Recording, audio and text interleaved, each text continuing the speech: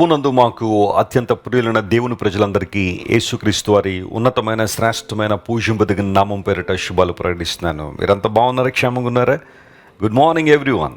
మీరు మీ కుటుంబం ఎల్లప్పుడూ క్షేమంగా ఉండాలని, ఆధ్యాత్మికంగా స్పిరిచువల్గా మీరందరూ కూడా అభివృద్ధి పొందాలని మీకోసం చాలా పట్టుదలగా ప్రార్థన చేస్తున్నాను.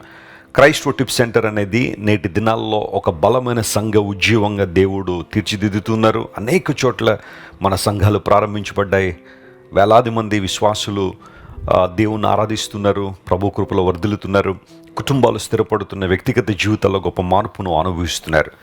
పాపులను రక్షించుటకు క్రీస్తు యేసు ఈ లోకమునకు వచ్చును అని అపోస్తలుడైన పౌలు తన పత్రికలో రాశాడు. యేసు ప్రభువారు ఈ లోకానికి ఎందుకు వచ్చారు అనే ప్రశ్న చాలామందిలో ఉండొచ్చు. కొంతమంది వాటికి రకరకాల సమాధానాలు ఇస్తున్నారు. యేసు ప్రభువారు మతాన్ని స్థాపించడానికి వచ్చారని, లేదా రకరకాల కార్యక్రమాలు చేయడానికి వచ్చారని కొంతమంది తెలియకుండా మాట్లాడే వాళ్ళు ఉంటారు. కానీ యేసు ప్రభు ఈ లోకానికి రావడంలో ప్రధాన ఉద్దేశం ఆయన మనందరి కోసం తన ప్రాణం పెట్టడానికి, పాపులైన మనలందరినీ కూడా రక్షించడానికి. బైబిల్ నిర్ద్వందంగా సెలవిచ్చే సత్యాల్లో ఇది చాలా ప్రాముఖ్యమైనది. ప్రతిరోజు ఉదయాన్నే లేచిన తర్వాత ఒక వాగ్దాన సందేశాన్ని బైబిల్ నుంచి మనం వింటున్నాం. మీరందరూ కూడా సిద్ధంగా ఉన్నారు కదా? ఈరోజు వాగ్దానంగా యోబు గ్రంథం 22వ అధ్యాయం 21వ వచనాన్ని చదువుకుందాం. The book of Job chapter 22 and words 21. ఆయనతో సహవాసము చేసిన ఎడల నీకు సమాధానము కలుగును, అలాగున నీకు మేలు కలుగును. రెండు ప్రాముఖ్యమైన విశిష్టమైన ఆశీర్వాదాలు దేవునితో సహవాసం చేయడం ద్వారా మనకు లభిస్తాయని లేఖనం సెలవిస్తుంది. యోబు గ్రంథం బైబిల్లో చాలా ప్రాముఖ్యమైన గ్రంథం. ఇన్ఫ్యాక్ట్ బైబిల్లో రాయబడిన పుస్తకాల్లో మొట్టమొదటిగా రాయబడిన గ్రంథం యోబు గ్రంథం అని చరిత్రకారులు చెబుతూ ఉంటారు. ఎందుకంటే యోబు గ్రంథాన్ని కూడా మొదటి చివరి అధ్యాయాలు దైవజనుడైన మోషే రాశాడని బైబిల్ పండితులకి అభిప్రాయం. ఊజు దేశంలో యోబు ఉండేవాడు. అన్ని బాగున్నాయి పరిస్థితులన్నీ. దేవుని స్తుతించడంలో, ఆయన ఆరాధించడంలో, అరుణోదయమును లేచి తన కుటుంబ పక్షంగా దేవుని సన్నిధిలో అతడు చేసే కార్యక్రమాలు చాలా గొప్పవి. అయితే ప్రతికూల పరిస్థితులు అకస్మాత్తుగా యోబు జీవితంలోకి వచ్చేసాయి. ఆస్తిని కోల్పోయాడు, ఆరోగ్యాన్ని కోల్పోయాడు, బిడ్డలను కోల్పోయాడు. ఒక మాటలో చెప్పాలంటే ఒక్క రోజులో తన జీవితంలో పరిస్థితులన్నీ కూడా ప్రతికూలంగా మారిపోయాయి. అయినప్పటికీ యోబు దేవుని దూషించలేదు. యెహోవా ఇచ్చిన యెహోవా తీసుకుని పోయాను, ఆయన నామమునికి మహిమ కలుగునుగాక, ఆయన నామం స్తుతినందునుగాక అని చాలా చక్కని మాటలు దైవజనుడు మాట్లాడాడు. యోబును ఆదరించడానికి ముగ్గురు స్నేహితులు వచ్చారు. Eliphaz, Bildad, Zophar. ఈ ముగ్గురు కూడా యోబును తమ మాటల ద్వారా ఊరడించాలని, ఆదరించాలని వచ్చారు. అప్పుడు యోబు గారికి ఆ ముగ్గురు స్నేహితులకు మధ్య జరిగిన సంభాషణ ఎంత రియలిస్టిక్గా ఉంటుందంటే, మానవ జీవితంలో కొన్నిసార్లు ఎత్తుపల్లాలు సహజమే. వాటిల్లో మన రెస్పాన్స్ ఏంటి, మన ఆలోచన విధానం ఎలా ఉంటుంది, మన అభిప్రాయాలు ఏంటో చాలా క్లియర్గా స్పష్టంగా యోబు గ్రంథంలో మనం చూస్తాం. 22వ అధ్యాయం దగ్గరికి వచ్చేసరికి ఎలీఫజ్ మాట్లాడుతున్నాడు. చాలామంది దేవుణ్ణి విడిచి దేవుణ్ణి మరచి జీవించే వాళ్ళు ఉన్నారు. వారి యొక్క పరిస్థితులు ఎలా ఉంటాయో ఆ అధ్యాయంలో వివరించుకుంటూ వస్తూ, యేసుక్రీస్తు ప్రభువును మన జీవితాల్లో కలిగి ఉండడం ద్వారా మనకు కలిగే లాభం ఏంటి, ఈ విషయాన్ని ఈ ఒక్క వచనంలో ప్రస్తావిస్తూ, ఆయనతో సహవాసము చేసిన ఎడల నీకు సమాధానం కలుగుతుంది, అలాగున నీకు మేలు కలుగుతుంది అన్నాడు. ఈ రోజుల్లో మానవుడు ఏది చేసినా పీస్ ఆఫ్ మైండ్ కోసమే, సమాధానం కోసమే.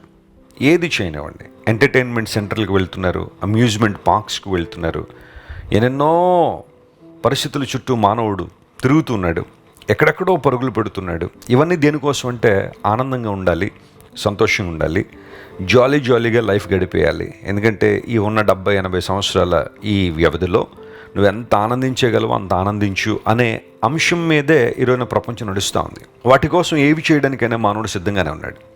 విచారం ఏంటంటే, లోకం మనిషికి ఎప్పుడు కూడా సంపూర్ణ సంతోషాన్ని ఇవ్వలేదు. లోకం ఎప్పుడు మనిషికి సంపూర్ణ ఆనందాన్ని ఇవ్వలేదు. ఎన్నో ప్రయత్నాలు చేసినప్పటికీ చివరికి చికాకు, అసహ్యం, యావగింపు మానవ జీవితంలోకి వచ్చేస్తున్నాయి. నిజమైన సమాధానం ఎక్కడుంది? ఒక మనిషి నిజమైన సమాధానాన్ని ఎక్కడ పొందుకోగలడు? డబ్బు ద్వారా సమాధానం వస్తుందా అంటే రాదు అని చాలామంది ప్రూవ్ చేశారు. విపరీతంగా జ్ఞానాన్ని సంపాదిస్తే సమాధానంగా ఉండొచ్చు అంటే అది కూడా కాదు. ఎందుకంటే దేవుని సమాధానం జ్ఞానమునకు మించిందని అపోస్తలుడైన పౌలు ఫిలిప్పీ సంఘానికి రాశాడు. బంధువులు, స్నేహితులు విపరీతంగా ఉంటే వారి నుండైన ఆనందం వస్తుందంటే, బంధువులు, స్నేహితులు కొన్నిసార్లు వారు మాట్లాడే మాటలు నా తీవ్రంగా కలిచివేస్తుంటే, బాధిస్తుంటే వారి వల్ల కూడా సమాధానం లేదు. నిజమైన సమాధానం, నిజమైన సంతోషం ఎక్కడుంది అంటే దేవునితో నువ్వు చేసే సహవాసంలో ఉంది. ఒక మాట చెప్పమంటారా, అసలు దేవుడు మనల్ని కలుగు చేసిన ఉద్దేశం కూడా అదే కదా. ఆయన మనతో సహవాసం చేయాలనే కదా. అయితే మానవుడు దేవునితో సహవాసం చేయాల్సిన వాడు. పరమ తండ్రితో సహవాసం చేసి సకలమైన దీవెనలు ఆశీర్వాదాలు పొందుకోవాల్సిన మనిషి సాతానుతో సహవాసం చేయడం నేర్చుకున్నాడు. అపవాదితో సహవాసం చేస్తున్నాడు. అపవాది దురాశను కలిగి ఉండేవాడు, అబద్ధికుడని బైబిల్ సెలవిచ్చింది. సాతానుతోనూ లోకంతోనూ సహవాసం చేయడం ద్వారా మనిషి తనకున్న ఆధ్యాత్మిక ప్రయోజనాలన్నింటి కూడా కోల్పోతున్నాడు. మనశ్శాంతి లేదు, సంతోషం లేదు, సమాధానం లేదు, జీవితంలో నెమ్మది లేదు, ఆత్మరక్షణ దూరం అయిపోతున్నాడు. అందును బట్టి యేసు ప్రభువు వారు ఈ లోకానికి దిగి వచ్చి సిలువలో మనందరి కోసం మరణించి తన చేతులు చెప్పి పిలుస్తూ ఉన్నాడు, నా దగ్గరికి రండి అని. ఎందుకు అంటే మరలా మన సహవాసం ఆయనతో పునరుద్ధరించాలని.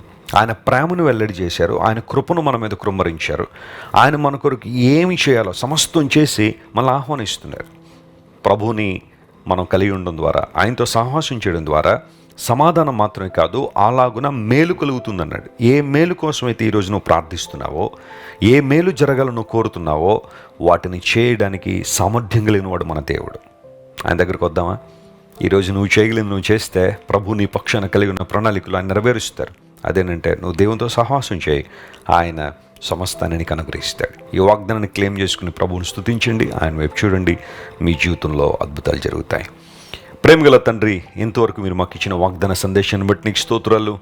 అవును ప్రభువా, నీతో సహవాసం చేయడం ద్వారా మాకు సమాధానము మరియు మేలు కలుగుతుందని నీ లేఖనాలు సెలవిచ్చాయి. ఈరోజు మా ప్రియులు ఎంతమంది అయితే సమాధానం లేకున్నారో, మేలును చూడక ఉన్నారో వారందరినీ మీరే కనికరించండి, ముట్టండి, బలపరచండి. సంపూర్ణమైన నీ కృప ప్రతి ఒక్కరికి విస్తరింపు చేయండి ప్రభు. వారి యొక్క గృహాల చుట్టూ నీ మహిమనుంచండి. వారి యొక్క కుటుంబాలను మీరు కాపాడండి, భద్రపరచండి. వారి ప్రయాణాల్లో తోడుగుండండి. అనారోగ్యంతో వారికి స్వస్థతనివ్వండి, విడుదల లేని వారికి విడుదల ఇవ్వండి. యేసు నామం పేరిట అడిగి వేడుకొనిచున్నాం తండ్రి, amen. God bless you dear friends. Have a wonderful day. Christ worship centre ఓ బలమైన సంఘ ఉజ్జీవం.